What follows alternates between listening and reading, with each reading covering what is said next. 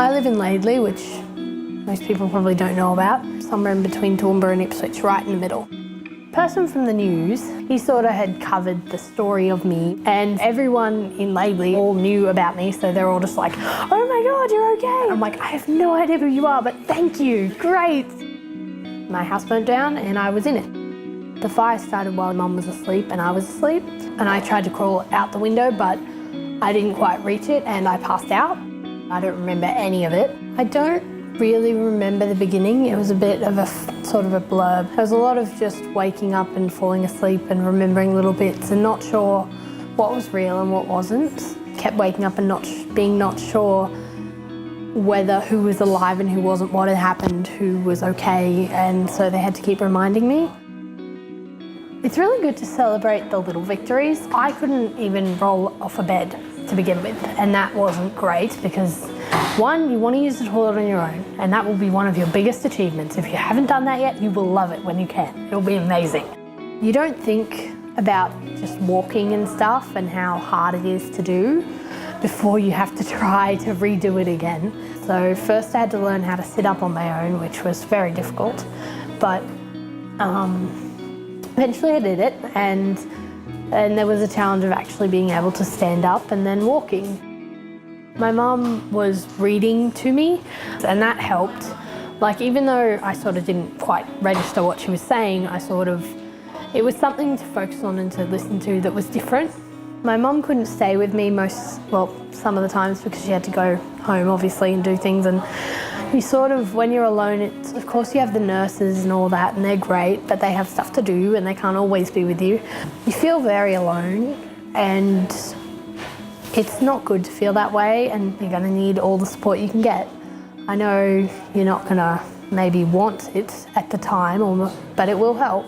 When I first saw it, it was sort of jarring because I was like, is that me? Is this a fake mirror? What's going on? I sort of panicked because they've been telling me all about it, but you sort of don't really realise until you look. They will look a lot more like you, and you'll feel like they're you, and you'll get to a point where they just are you. When you get back, your friends are going to want to know about your burns a lot. They're probably going to ask a few questions, or worse, which I found worse for me, was when they didn't ask, but you could tell they wanted to because they feel awkward and they feel like they shouldn't, and it's sort of a social don't ask, just stand there and smile.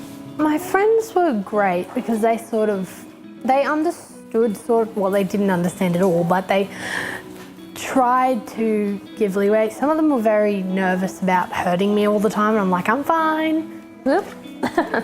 They sent lots of these letter things, and I have a thing about fandoms, being a fan of things like Doctor Who and Lord of the Rings and things, and so I love those.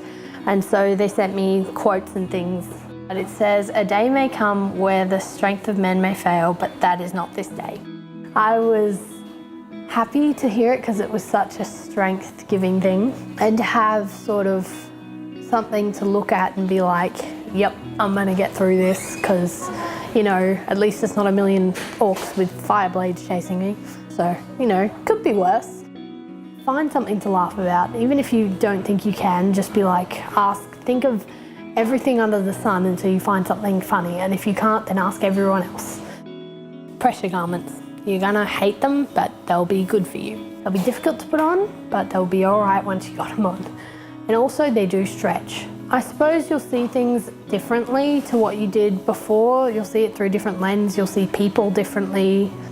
The little things that you see and the little memories and everything. You sort of get more grateful, I suppose. I suppose they're just part of me now. They're just, every day. They're annoying and all, but so's your hair when you can't do it properly.